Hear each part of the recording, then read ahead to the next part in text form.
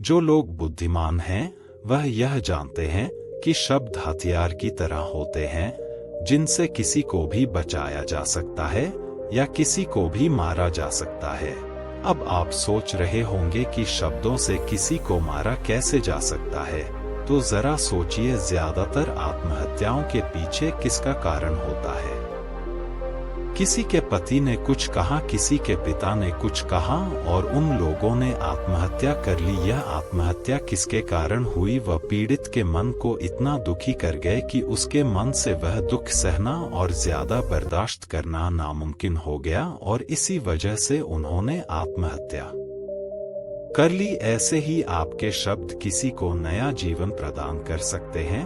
जब कोई आदमी उदास होता है या दुखी होता है तो आपके शब्द उसमें एक नया जोश, एक नया उत्साह भर सकते हैं और एक हारा हुआ आदमी अपने जीवन में एक नई शुरुआत कर सकता है सिर्फ शब्दों के माध्यम से, हमारी वाणी के माध्यम से। तो अब तक आप यह तो समझ ही गए होंगे कि हमारे शब्द हमारे जीवन को किस तरह निर्धारित करते हैं। शब्दों में कितनी ताकत होती है और किसी से बात करते वक्त हमें कितनी सावधानी से अपने शब्द बोलने चाहिए। आज जो बौद्ध कहानी मैं आपको सुनाने वाला हूँ उसमें आपको सीधे तौर पर कुछ ऐसे तरीके पता चलेंगे, कुछ ऐसी परिस्थितियाँ पता चलेगी जहाँ पर आपको हमेशा चुप रहना चाहिए। कुछ परिस्थितियों में अगर आप कुछ नहीं बोलेंगे तो वही आपके लिए सबसे ज्यादा बेहतर होगा। इससे पहले कि आप इस कहानी में खो जाएं, इस चैनल को सब्सक्राइब जरूर कर लें। तो चलिए कहानी शुरू करते हैं। एक बार की बात है, एक युवा लड़का एक बार एक बौद्ध भिक्षु के पास पहुंचा। वह काफी परेशान लग रहा था और उसने बौद्ध भिक्षु से जाकर पूछा कि हे महात्मा, मैं अपने आप से परेशान हूँ, अपने आप से दुखी हूँ। बाहरी रूप से मुझे कोई दुख नहीं है, मैं धन धान्य संपन्न हूँ, मुझे कोई शारीरिक रोग भी नहीं है, लेकिन मैं खुद से परेशान रहता हूँ, अपने मन से परेशान रहता हूँ। अक्सर मेरी बातों को मेरा कोई भी दोस्त गंभीरता से नहीं लेता है और ना ही मेरे परिवार के लोग मेरी किसी बात को गंभीरता से लेते हैं। मैं जो कुछ भी सलाह देता हूँ या तो वह उसे मजाक में उड़ा देते हैं या फिर उसे गंभीरता से लेते ही नहीं है। मेरी बातों को कोई गंभीरता से क्यों नहीं लेता है? क्यों मेरी बातों पर कोई अमल नहीं करता? क्यों मेरी बातों में कोई रुचि नहीं दिखाता? क्या कारण है? कृपया मुझे बताने का कष्ट करें और मेरे मन के इस दुख को दूर करें। यह सुनकर बौद्ध भिक्षु ने कहा कि आज सुबह मैं चालित ध्यान करके वापस आ रहा था। रास्ते में कुछ कौवे काव काव कर रहे थे और वहीं पर जब मैं चलता हुआ कुछ दूर आया तो मुझे एक मोर की मधुर आवाज सुनाई दी। यह सुनकर अचानक मेरे मन में ख्याल आया कि कौवे कितना काव काव करते हैं, कितना बोलते रहते हैं, लेकिन कोई भी प्राणी कौवे की आवाज को पसंद नहीं करता। मोर हमेशा सही परिस्थिति के हिसाब से बोलता है। जब भी बारिश होने वाली होती है और बादल गरजते हैं और बारिश होने की आशंका होती है, ऐसे में मोर अपनी मधुर आवाज में गाता है जो सभी को प्रिय होता है, सभी को अच्छा लगता है। ऐसे ही अगर इंसान सही परिस्थिति के हिसाब से सही शब्द बोले, सही वाणी बोले, तो वही वाणी दूसरों के लिए संगीत हो जाती है, संगीत बन जाती है और दूसरे लोग तुमसे सम्मोहित हो जाते हैं और वहीं पर तुम्हें सब लोग गंभीरता से लेने लगते हैं। और दूसरी तरफ अगर तुम यूं ही बेफिजूल ऐसे ही बोलते रहते हो, बिना किसी बात के बोले चले जाते हो, तो फिर तुम्हें कोई गंभीरता से नहीं लेता। तुम उस कौवे की भांति हो जाते हो जिसकी वाणी कोई पसंद नहीं करता और बाद में तुम्हें दुख होता है कि तुम्हें कोई गंभीरता से क्यों नहीं लेता। इसीलिए अपने शब्दों को बेहद बुद्धिमानी के साथ इस्तेमाल करना सीखो। अगर तुम नहीं सीखोगे तो समाज में तुम्हें कोई सम्मान या कोई गंभीरता से नहीं लेगा। यह सुनकर वह युवा लड़का बोला कि हे महात्मा, मैं जानता हूँ कि मैं ज्यादा बोलने की बीमारी से ग्रस्त हूँ। मुझे इतना नहीं बोलना चाहिए, लेकिन मैं अपने आप पर काबू नहीं रख पाता, और ना ही मैं इतना बुद्धिमान हूँ कि मैं अपने शब्दों को नाप तोल कर बोल सकूँ। मैं तो किसी से बात करते वक्त इतना सोचता भी नहीं कि मुझे अपने शब्द किस तरह इस्तेमाल करने हैं। कृपया करके कुछ ऐसी परिस्थितियां बता दीजिए जहां पर मुझे कम बोलना है या फिर बोलना ही नहीं है, हमेशा चुप रहना है। अगर आप मेरा ऐसे मार्गदर्शन कर सकते हैं तो मेरा जीवन आसान हो जाएगा और मुझे ज्यादा दिमाग या अपनी बुद्धि लगाने की भी जरूरत नहीं पड़ेगी। यह सुनकर बौद्ध भिक्षु ने मुस्कुराते हुए कहा कि बेटा, वैसे तो इंसान को हर परिस्थिति में सोच समझकर ही बोलना चाहिए, लेकिन अगर वह हमेशा होश में नहीं रह पाता है, ध्यान में नहीं रह पाता है, मैं तुम्हारे दैनिक जीवन की कुछ ऐसी परिस्थितियां बता रहा हूं जहां पर हमें हमेशा चुप रहना है। अगर तुम ऐसी जगहों पर कुछ बोलोगे तो तुम्हारा अपमान ही होगा या फिर तुम्हें कोई गंभीरता से नहीं लेगा। सबसे पहली जगह है, या यूं कहे ऐसी परिस्थिति जहां पर इंसान को हमेशा चुप रहना चाहिए, वो है जब किसी ऐसे विषय के बारे में बातचीत हो रही हो जिसके बारे में आपको कोई जानकारी ही नहीं है। तो ऐसी परिस्थिति में व्यर्थ में बीच में टान अड़ाना, व्यर्थ का ज्ञान देना, आपको कुछ पता नहीं है लेकिन फिर भी आप अपना ज्ञान देने के लिए उत्सुक हैं, तो ऐसी जगह पर आपका अपमान ही होगा। जरा तुम खुद सोचो, जब कोई बीमार आदमी अपनी बीमारी के बारे में चर्चा कर रहा हो और आपको उस बीमारी के बारे में कोई भी ज्ञान नहीं है, लेकिन फिर भी आप व्यर्थ में बेकार में उसे ऐसी ऐसी औषधियां बता रहे हैं जिनका उसकी बीमारी से कोई तालमेल ही नहीं है, तो ऐसे में आप अपनी प्रतिष्ठा अपने हाथों से खो रहे होते हैं और आपको पता ही नहीं होता। ऐसी परिस्थिति में आदमी को हमेशा सुनना चाहिए। ध्यान से सुनना भी एक कला होती है।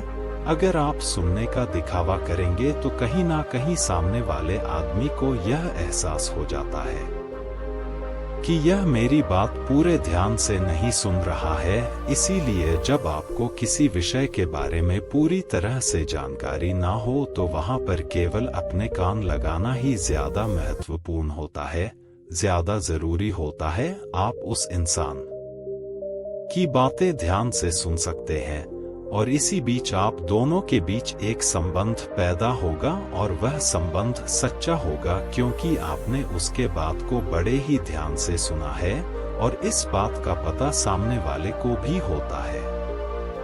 तो हम बिना कुछ बोले सिर्फ सुनने मात्र से किसी को अपना मित्र बना सकते हैं। इस बात को हमेशा ध्यान में रखना। दूसरी जगह जहां इंसान को हमेशा चुप रहना चाहिए वह है खाना खाते समय। खाना इंसान को हमेशा चुप रहकर खाना चाहिए, मौन रहकर खाना चाहिए। महात्मा बुद्ध और उनके भिक्षु हमेशा चुप रहकर भोजन करते हैं, शांत भाव से भोजन करते हैं, परिपूर्ण होकर भोजन करते हैं, पूरी तरह से करते हैं, एक एक टुकड़े का स्वाद लेकर भोजन करते हैं।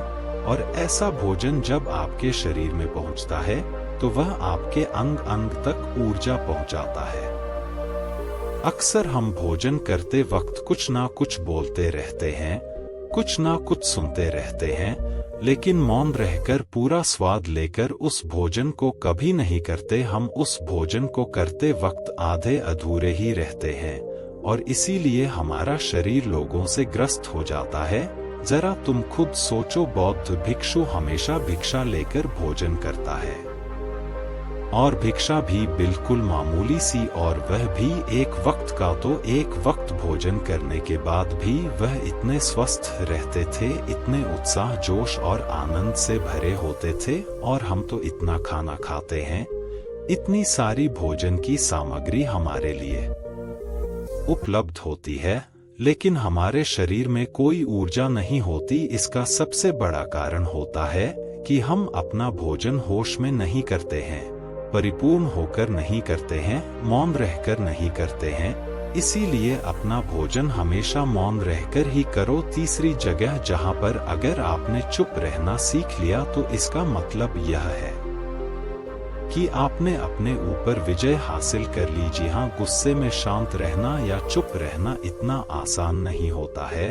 अक्सर हम गुस्से से भरकर कुछ ऐसे शब्द या अपशब्द बोल जाते हैं जिसका पछतावा हमें हमेशा रहता है, लेकिन जुबान से निकला हुआ शब्द वापस नहीं हो सकता, उस शब्द को मिटाया भी नहीं जा सकता। अब वह जिंदगी भर हमारे दामन से जुड़ चुका है और वह गुस्से में बोला गया अब शब्द हमारे मन को समय समय पर बेचैन करता रहता है, दुखी करता रहता है। लेकिन गुस्से के वक्त चुप रहना सीखना भी एक बहुत बड़ी कला होती है। गुस्से में आदमी का अपने ऊपर काबू कहाँ रहता है, अपनी इंद्रियों को वश में कहाँ रख पाता है। इसीलिए इस कला को आप तभी सीख सकते हैं जब आप गुस्सा भी होश में रहकर कर पाएं। जब भी आपको गुस्सा आए, आपके दिमाग में सिर्फ एक ही बात आए कि मुझे चुप रहना है, मुझे किसी से कुछ गाली गलौज नहीं करना है, किसी को कोई अपशब्द नहीं बोलना है। और जब यह विचार गुस्से के साथ जुड़ जाता है और धीरे धीरे यह आदत बन जाता है तो आप अपने गुस्से को भी काबू में करना सीख जाते हैं। जब भी कभी गुस्सा आए तो किसी को कुछ बोलने की बजाय कुछ शारीरिक व्यायाम करना शुरू कर दो। उछलना, भागना, दौड़ना, जिम करना, कुछ भी आप ऐसा व्यायाम कर सकते हो जिसमें आपका शरीर थक जाए। आप पाएंगे कि जब आपका शरीर थक जाता है तो आपका मन भी शांत हो जाता है। आपने उस गुस्से की ऊर्जा को एक सकारात्मक रूप दे दिया और यही बुद्धिमान व्यक्ति की पहचान होती है, जो दूसरों के तानों से भी अपना घर बना लेता है, अपनी कामयाबी के रास्ते निकाल लेता है। वही सच में बुद्धिमान आदमी है जो जहर को भी दवा बनाकर इस्तेमाल करना सीख जाए, वही असली बुद्धिमान होता है। चौथी जगह जहां आप चुप रहेंगे तो आपके लिए वही सबसे ज्यादा बेहतर होगा जब चार लोग आपस में बैठकर बातें कर रहे हो, कोई बैठक कर रहे हो, तो वहां पर जब चार लोग बात कर रहे होते हैं तो चारों लोग एक साथ तो बात कर नहीं सकते। एक बार में एक व्यक्ति बोलेगा और तीन सुनेंगे, तभी वह बैठक कामयाब हो पाएगी, तभी वह चर्चा सही रूप में आगे बढ़ पाएगी। लेकिन अगर कोई आदमी ऐसा बैठा हुआ है जो बीच में ही दूसरे की बात काटकर अपनी बात को ऊपर रखना चाहता है, तो ऐसे में वह चर्चा या वह बैठक आपको कहीं नहीं पहुंचाएगी और चारों लोगों के बीच आप सबसे मूर्ख कहलाओगे। अगर आपको अपनी बात कहनी है तो सामने वाले को अपनी बात पूरा करने दो, उसके बाद अपने विचार रखो। यही एक भद्र पुरुष या फिर कहे अच्छे आदमी की पहचान होती है। और आखिरी जगह, अगर हमारे माता पिता हमें कुछ कह देते हैं, हमारे बड़े बुजुर्ग हमें किसी बात पर डांट देते हैं या हमें थप्पड़ भी मार देते हैं, तो ऐसी जगहों पर आपका चुप रहना ही उनके प्रति सम्मान दिखाएगा, उनके प्रति आदर का भाव व्यक्त होगा।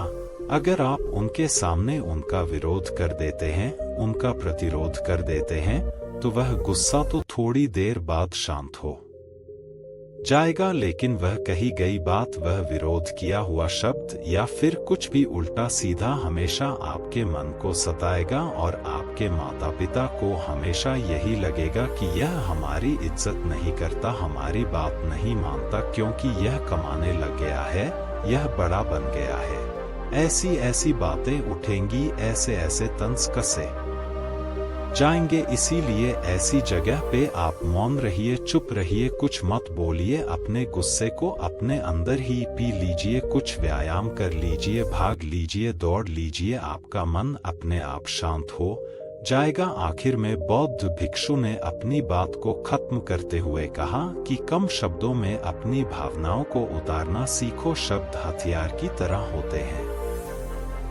बोलो तो होश में बोलो, ध्यान में बोलो, जीवन शैली ऐसी बना लो कि आप जब भी बोलो पूरे होश में रहकर बोलो, पूरे आनंद के साथ बोलो, पूरे प्रेम के साथ बोलो। ऐसी वाणी बोलो जो दूसरे के दिल को ठंडक पहुंचाती हो, दूसरे के मन को भी शांत कर देती हो। और वह तभी संभव है जब आप प्रतिपल होश में रहकर बोलेंगे। इसके बाद वह युवा लड़का बौद्ध भिक्षु के सामने नतमस्तक हो गया और उनको प्रणाम करते हुए अपने घर वापस लौट गया। उम्मीद करता हूँ कि यह कहानी आपको जरूर पसंद आई होगी। पसंद आई हो तो अपने दोस्तों के साथ शेयर जरूर करें और चैनल पर नए हैं तो ज्ञान दीपक YouTube चैनल को सब्सक्राइब जरूर करें ताकि वीडियो आपके पास पहुंच पाए। धन्यवाद।